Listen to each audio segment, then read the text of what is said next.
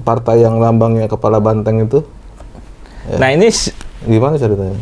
Gua sih nyangkanya lu tuh MU, soalnya lu merah. kan Barcelona juga ada merahnya.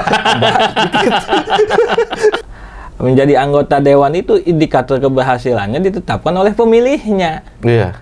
Karena memang, punten ya Bang, selama ini anggota dewan yang incumbent ternyata harus lebih capek turun ke dapil ketimbang yang pendatang baru.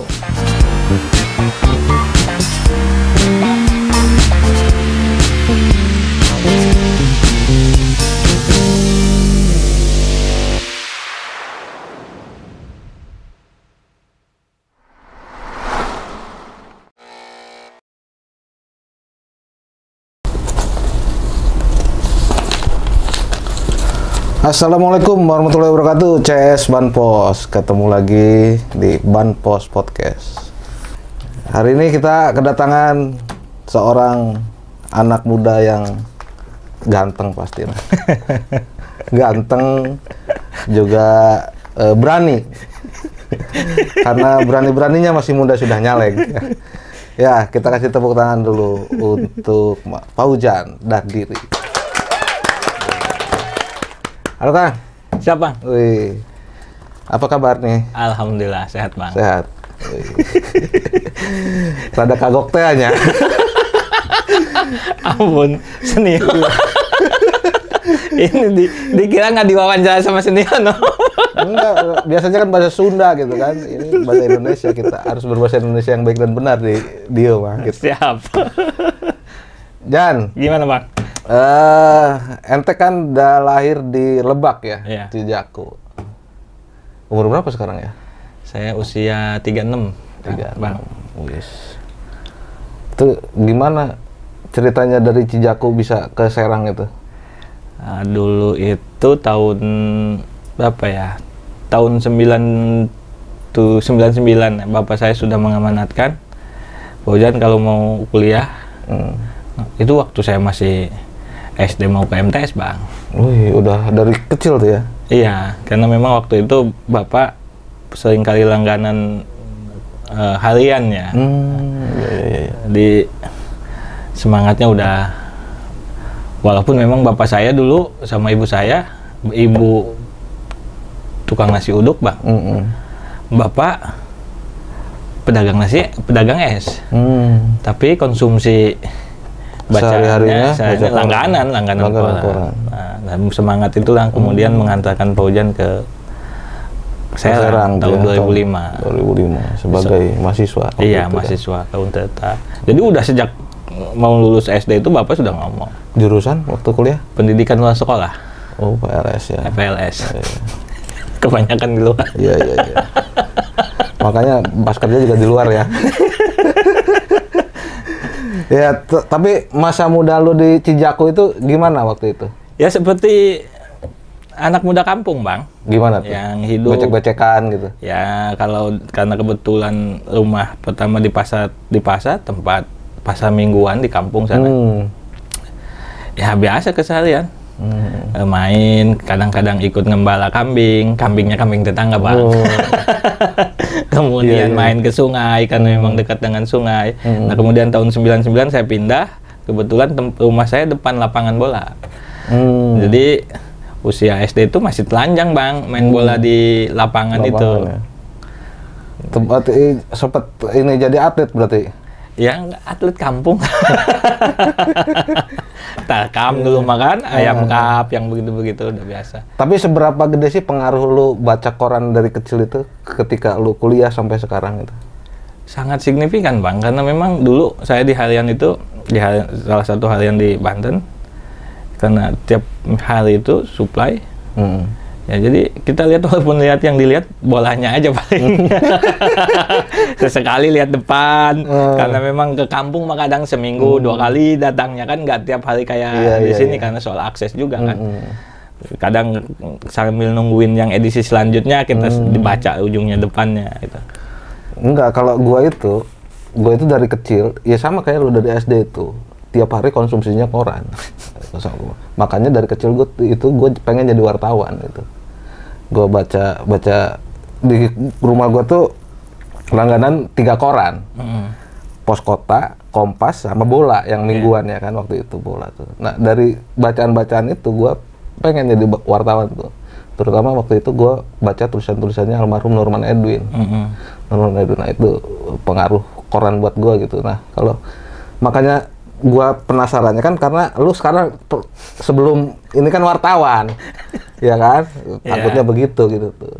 Mungkin itu juga karena memang sering hampir setiap kali kan kalau karena hobi bola juga kan kadang minjem ke teman karena kebetulan ada teman bapaknya ASN PNS dulu mah ya dia langganan Top Score, langganan bola jadi kita numpang baca bang mungkin itu juga yang membuat ketika ke kampus juga saya langsung jadi jurnalis kampus kan gitu, tahun kampus. Artinya tetap ya ingatan-ingatan dari koran itu ada ya. Ya kayak kita membaca berita dari bola kan, kalau Top Score mungkin sekilas-sekilas ya, karena memang harian. Tapi kalau bola kan mendayu-dayu tuh bang, saat itu masih Liga Italia kan, bagaimana sajian dari Milan, masih jaya-jayanya AC Milan bener. Bagaimana pertaruhan Madrid sama Barcelona itu kan diulas sampai dengan sejarahnya dan sampai segala berapa halaman kan. Ya kalau kayak tulisan sekarang mendayu-dayu lah.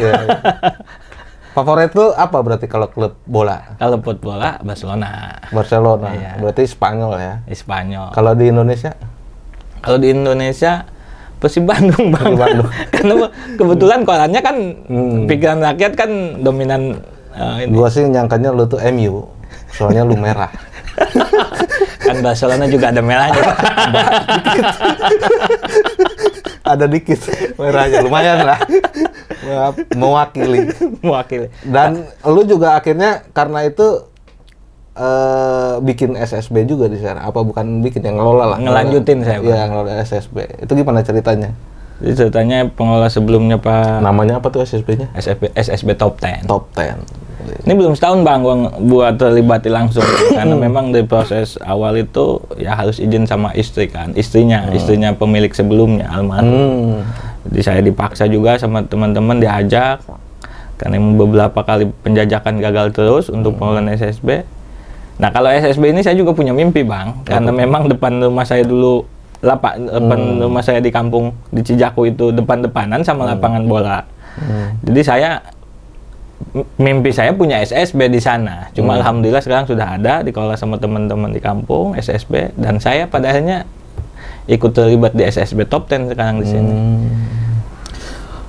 Jadi dari kebiasaan masa kecil di olahraga bikin SSB, terus baca koran, jadi jurnalis kampus, terus akhirnya jadi wartawan beneran ya. Gimana ceritanya itu jadi wartawan beneran itu? Di salah satu media yang lumayan ngetop lah di Banten. Sebut saja namanya Radar Banten. Inisial Radar Banten. Aduh, waktu kuliah bang, kan sering ya senior wartawan kan sering datang. Kebetulan saya di UKM Jurnalistik, sering ngisi pelatihan kan. Nah kebetulan saya juga aktif di situ di UKM Jurnalistik. Nah, dan yang menguatkan saya sebenarnya saya juga skripsinya berkaitan dengan wartawan pada saat itu. Jadi sebelum ke sini juga sebelum jadi wartawan juga sebelumnya saya pernah ke Banten Pos ke sini. Iya. Penelitian tapi ya waktu itu. Iya, penelitian. Ya. Soal apa sih waktu itu? Analisa analisa kurikulum uji kompetensi wartawan. Soal UKW ya. Iya, soal UKW.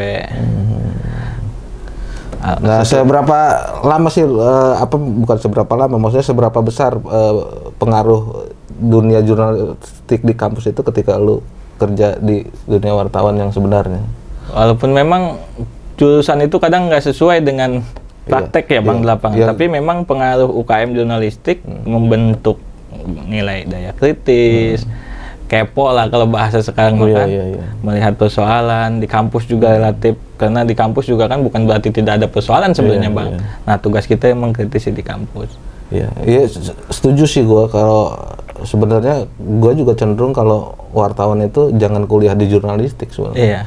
Karena ilmu jurnalistik kan ilmu praktis sebenarnya yang bisa dilatih gitu kan. Sementara bidang-bidang yang harus digeluti dia itulah yang harusnya dia dalam gitu kan, kayak bidang hukum, bidang ekonomi. Kalau dia ngelotok bidang itu ilmu jurnalistiknya dilatih, wih, Udah keren, jadi itu. keren itu. Karena kebetulan pendidikan luar sekolah itu kan di pemberdayaan basicnya bang. Kemudian pemberdayaan kalau pendekatan ideologisnya kan pemberdayaan kaum tertindas kan dulunya itu.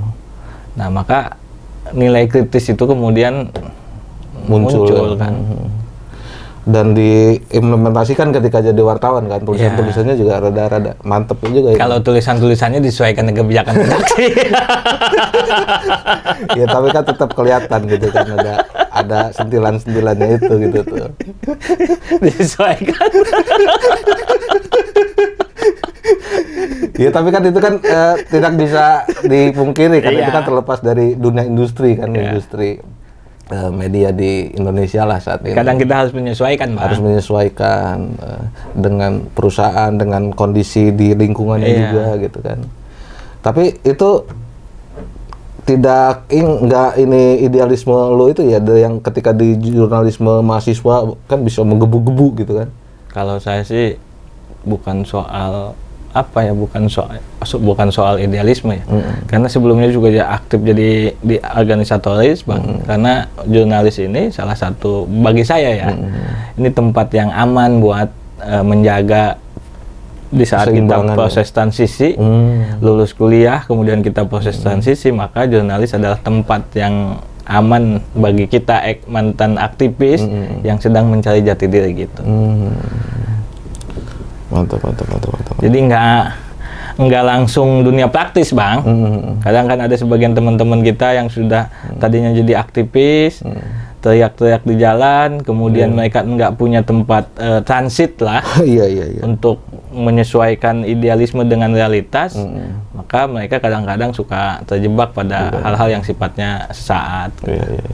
Dan itu ya tempat aman untuk di masa transisi itu ya.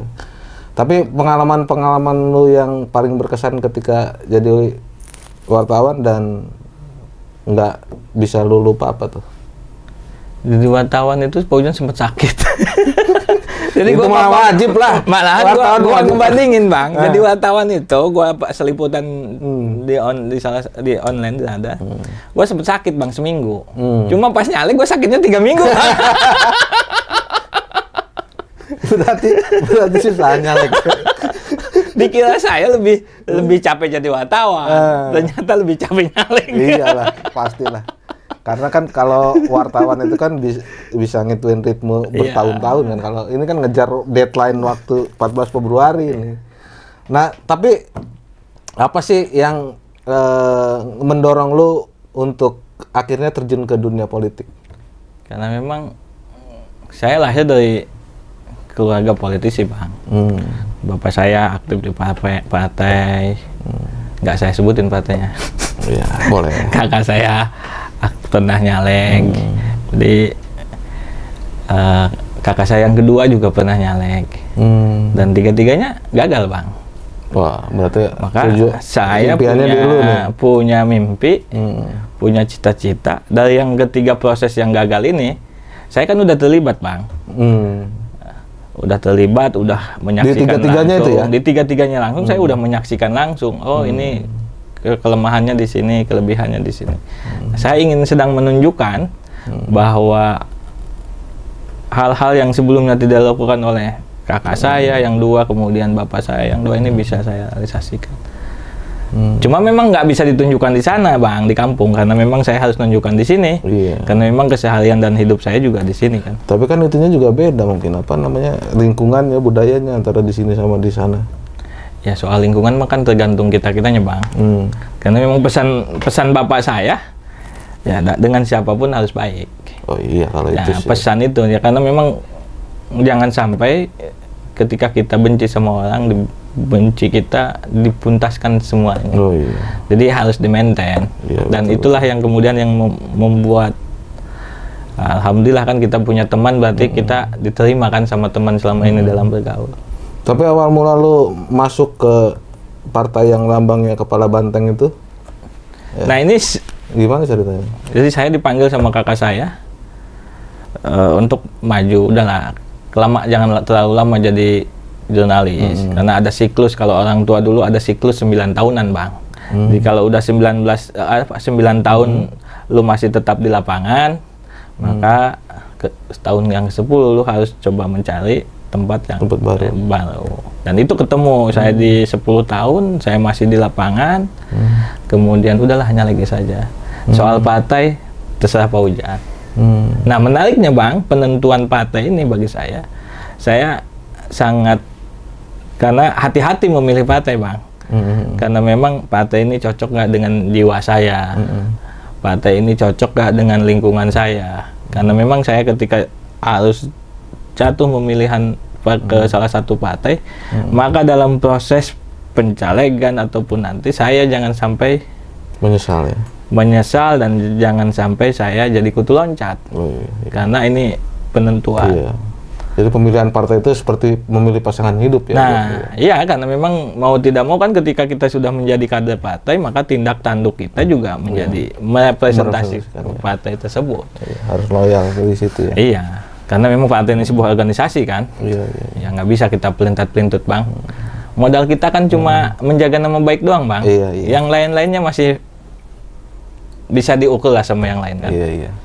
Terus apa yang jadi akhirnya faktor yang bikin akhirnya lo bergabung sama partainya Ibu Mega ini? Nah, PDI ini partai lama, cuma cara pengelolaannya ini sesuai dengan jiwa-jiwa muda Bang. Karena partai ini, PDI ini, kalau posisinya dia ada di pemerintahan, dia all out ngebela pemerintah. Kalau partai ini ada di oposisi, dia all out di oposisi. Dan itulah yang membuat ini partai konsisten dan cocok untuk anak muda kayak kita kan. Iya, kalau mau bela sekalian. Iya. Kalau mau ngelawan sekalian. Dan alhamdulillah semua orang juga mengakui kan sekarang bahwa PDI partai yang paling konsisten. Iya, betul sih, betul. Di tengah terpaan kekuasaan SBY misalkan 10 tahun ya istiqomah menjadi oposisi. Bukan, ya nggak usah disebutin lah. Tapi memang proses penentuan partai ini saya juga memastikannya pada saat proses Piala Dunia Bang. Pada saat Maroko lewat lawan Prancis. Itu saya pada saat itulah saya meyakinkan diri untuk masuk PDIP. Gimana ceritanya itu coba? Karena memang pada saat itu Maroko pakai baju merah, jersey merah. Kemudian dia harus melawan Prancis yang notabene tim dengan kekuatan yang merata. Nah, sedangkan Maroko kalah waktu itu Maroko. Iya, Maroko walaupun yang kalah kita nilai juangnya Bang. Itu yang semangatnya itu yang penting kan. Tapi jangan sampai lu juga kalah nanti. Iya, yang penting tugas kita mau memaksimalkan ikhtiar Bang. Itu ikhtiarnya ya. Kalau hasil kan terserah Abang nanti bantuin atau enggak. Tuh, CS Banpos. Kalau soal hasil diserahkan sama CS Banpos. Kopi dulu, kopi. Tapi menarik ya soal tadi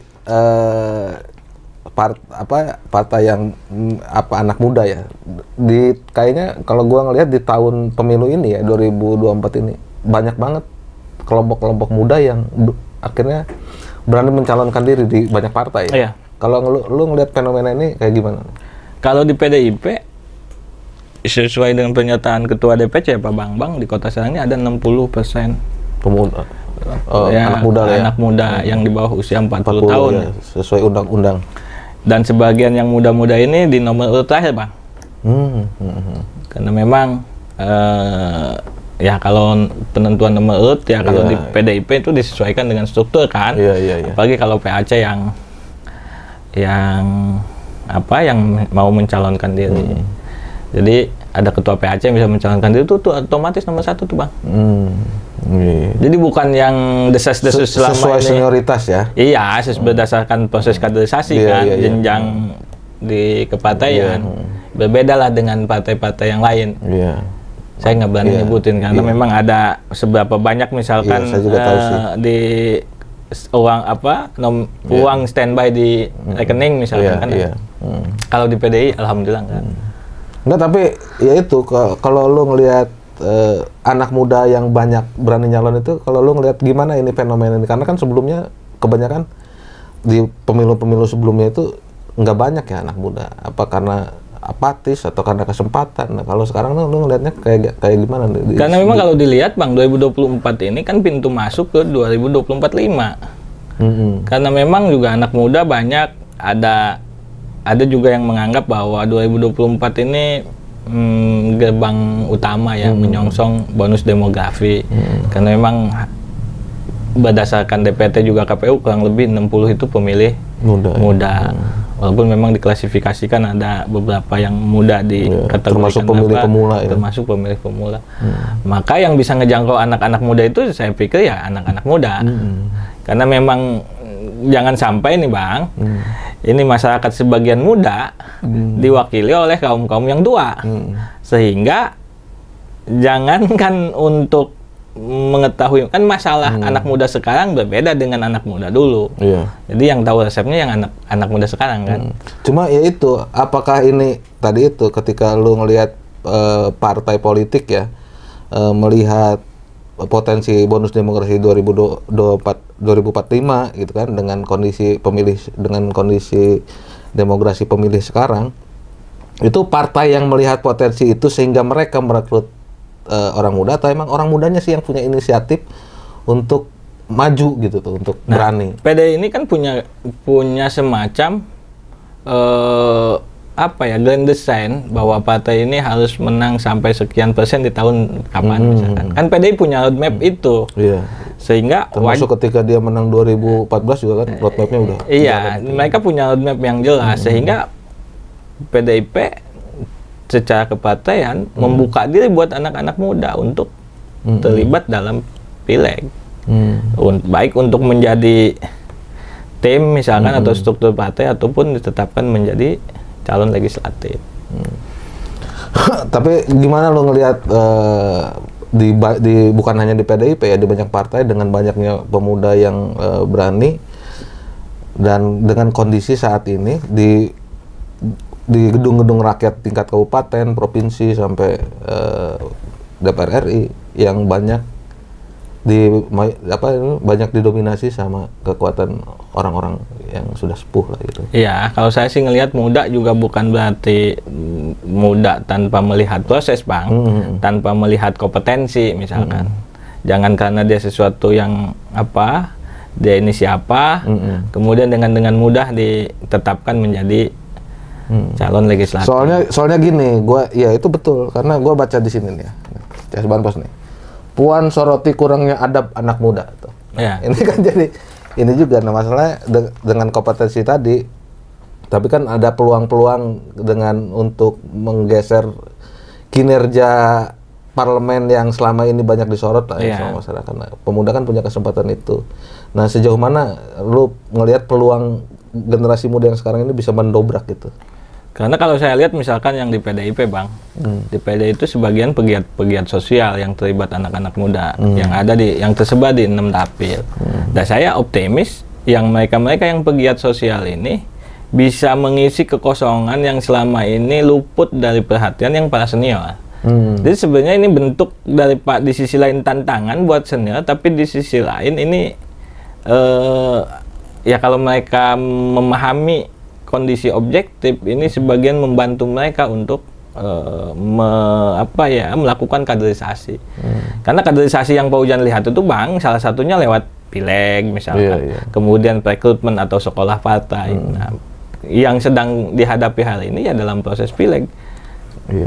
Itu lebih ke ininya sih kalau gua, bukan ke perekrutannya. Kalau udah pileg mah udah ke ujiannya, ujian hasil dari kaderisasi kan.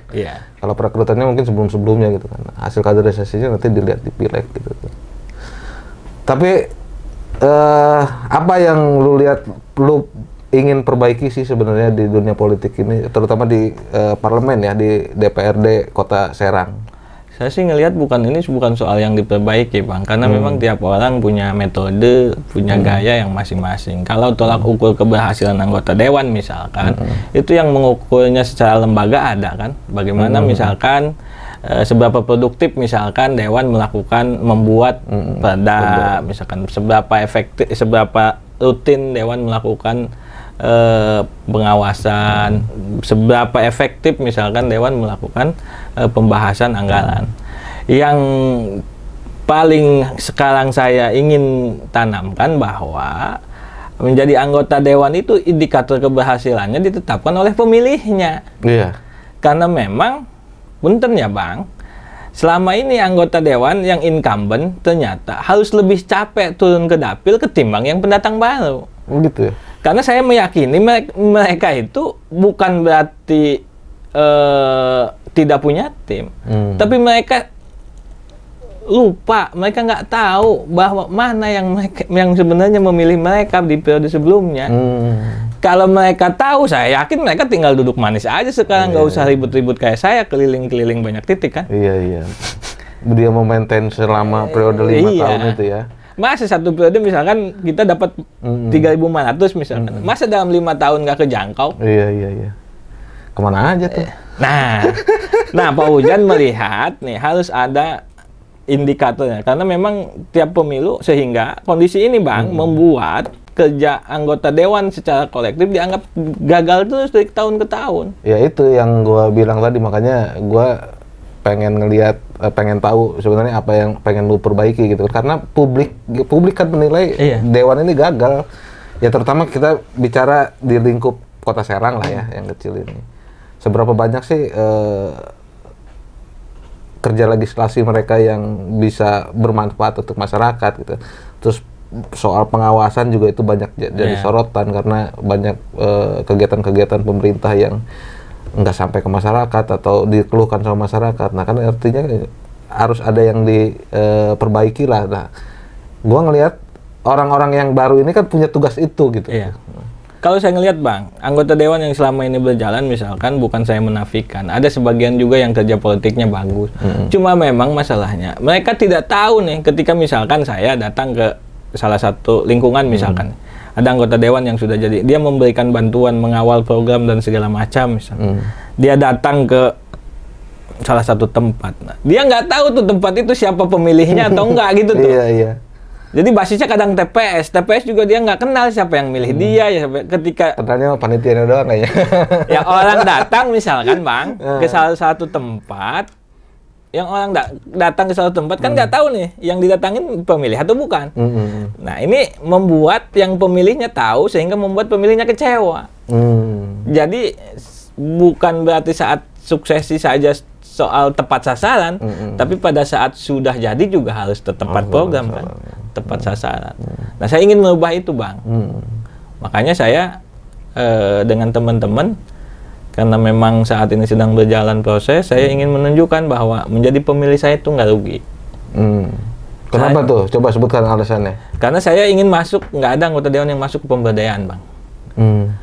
Kalau tugas utamanya yang 3 itu menjadi tugas kolektif, karena memang anggota dewan itu di bawah undang-undang pemerintah daerah, bukan dia bawah undang-undang MD3.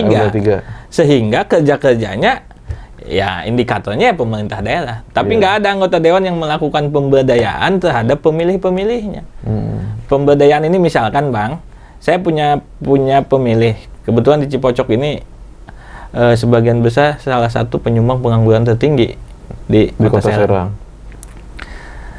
Nah ini yang muda ini kan yang lulus SMA Bang, ini nggak kejangkau sama program pemerintah. Karena biasanya pemerintah datang itu misalkan ketika programnya sudah berjalan, misalkan ada pemuda, ada kelompok usaha, pemerintah itu datang setelah kelompok usahanya berjalan. Jadi pemerintah itu nggak pernah hadir pada saat membentuk kelompok usaha, baru datang setelah itu perbankan. Nah makanya jangan aneh Bang, ketika datang ke lapangan tuh banyak warga masyarakat Cipocok Jaya yang bersangkut paut dengan rentenir. Karena memang nggak ada nih anggota dewan atau kelompok masyarakat yang fokus terhadap pemberdayaan masyarakat. Padahal potensinya di Cipocok ini banyak Bang. Potensi ekonomi misalkan. Di Cipocok salah satu penghasil produsen tempe kualitas luar biasa Bang di Kota Serang. Bahkan bisa ada yang salah satu produsennya yang sudah ekspor ke Amerika. Itu di Cipocok Bang, yang selama ini orang tidak tahu Cipocok itu punya apa. Sebagian besar sih Kota Serang nggak tahu orang punya apa. Iya. Karena kalau yang tahu punya siapa ya kali ya. Iya, punya siapa. Taunya punya siapa. Jadi saya ingin hadir di situ Bang. Kalau makanya saya ketika ketemu masyarakat, saya tidak berjanji banyak. Ketika saya sudah jadi misalkan gaji saya untuk untuk menyumbang anak yatim misalnya, saya nggak masuk ke sana. Saya masuk bagaimana saya ke depan bisa membuat kelompok-kelompok usaha atau kelompok kewirausahaan, baik anak muda, ibu-ibu. Tentu syaratnya adalah pemilih saya. Yang saya udah identifikasi itu pemilih saya. Kemudian bikin tuh, uangnya dari mana? Nih bang, kan nanya uangnya. Pertama dari gaji saya, yang kedua dari APBD, yang ketiga jadi dari APBD provinsi, yang keempat dari pusat. Ya. Kan jadi dewan itu bang sederhana, sebenarnya jadi humas. Iya. Bukan jadi pejabat. Fasilitator. Iya, itu. Bisa menyambung-nyambungkan kemana aja. Distributor. Iya, distributor. Distributor program. Ini salah kaprah, biasa orang menganggap jadi dewan itu pejabat. Padahal cuma jadi humas, bang. Cuma bedanya ada ininya, ada jas sama jengkolnya. Cuma masalahnya kan humas siapa gitu kan. Apa humas konstituennya atau humas yang dari rumahnya sendiri gitu kan. Nah, saya ingin masuk ke situ sebenarnya. Karena nggak ada anggota dewan yang masuk ke pemberdayaan. Iya. Oh, iya sih. Ya, betul. Karena memang ada juga anggota dewan kan semuanya rata-rata pengusaha, bang. Pasti mereka usaha untuk pengembangan dirinya, bukan untuk masyarakat. Karena mereka nggak mau, bang, karena habis banyak katanya. Jadi politisi kita sebagian besar nih, bang, catatan ini kayak sinterklas. Ketemu masyarakat ngasih uang 50.000, 100.000, begitu gayanya. Habis pakai kan sebenarnya. Cuma kalau diakumulatif, misalkan sekali ketemu sebulan sekali 100.000, kali setahun ada 1.200, ada 1.200.000, bang. Coba kalau dipinjamkan buat modal. Walaupun memang hitung-hitungannya pinjaman nyusut, bukan pinjaman untung kan. Cuma tapi kan berkembang dia. Tapi kan bakal berkembang. Jadi investasi kan. Tapi kalau sebagai wartawan gitu ya, apa sih yang bisa lu bawa nanti ke gedung dewan ketika lu jadi dewan gitu, dengan background lu sebagai wartawan? Tentu bang, yang pertama karena kan gini, kalau wartawan itu kan biasanya kita dengar bisik-bisik nih di dalam apa yang mereka omongin kan sebenarnya kita tahu. Saya tentu akan jadi humas masyarakat yang baik, bang. Karena jadi dewan itu kadang-kadang, bang, nge-WA pemilih Papa Hujan. Sekarang juga udah mulai nih kan. Pastilah. Papa Hujan, alhamdulillah katanya istri saya mau melahirkan. Kan kayak kita kayak bidan, bang. Lapor kayak Pak RW. Papa Hujan misalkan. Anak saya mau nikahan katanya. Iya, pas nikahnya mah bilang kan. Pas malam pertamanya suruh pulang. Pak pulang, Pak. Jadi malam pertama. Persoalan masyarakat itu datangnya ke dewan. Ya kita tahu sih apa yang ingin dimaksud. Cuma memang kita menganalogikan kita ini sebagai humas sebenarnya. Ketika kita diamanatkan jadi, ya peran kita pasti berkaitan dengan apa yang menjadi kebutuhan. Kalau humas kan harus agresif, bang. Kayak marketing lah kita nih. Iya kan, kalau bahasanya kan anggota dewan itu kan penyambung lidah rakyat. Nah itu gitu bang. Kan. Itu yang ya humas tadi gitu kan. Tapi kalau pakai istilah penyambung lidah rakyat terlalu ketinggian, bang. Kalau jadi humas kan lebih elegan sebenarnya. Humas. Lebih dipahami lah maksudnya. Kenapa nggak ini aja di public relation? Nah gitu, terlalu tinggi bahasanya. Kalau humas kan untuk masyarakat. Jadi loba jigong lah. Jadi memang jadi anggota dewan itu secara dasarnya, bang, harus tugasnya ngomong. Iya. Parle itu kan ngomong. Iya. Ya ngomong itu kan soal keluhan masyarakat, soal kebutuhan masyarakat, ya kan. Yang nggak bisa ngomong udahlah, jangan nyalon dewan. Nah, itu. Ya, yang nggak bisa ngomong, yang nggak bisa jadi humas, jangan nyalon dewan, karena ya itu, kalau dibilang lidah rakyat ketinggian, anggota dewan itu humasnya masyarakat. Ya, makasih Jan. Sudah hadir di sini. Terima kasih. Oke, CS Banpos, saya pamit. Pilihlah sesuai hati nurani Anda. Ya, assalamualaikum warahmatullahi wabarakatuh.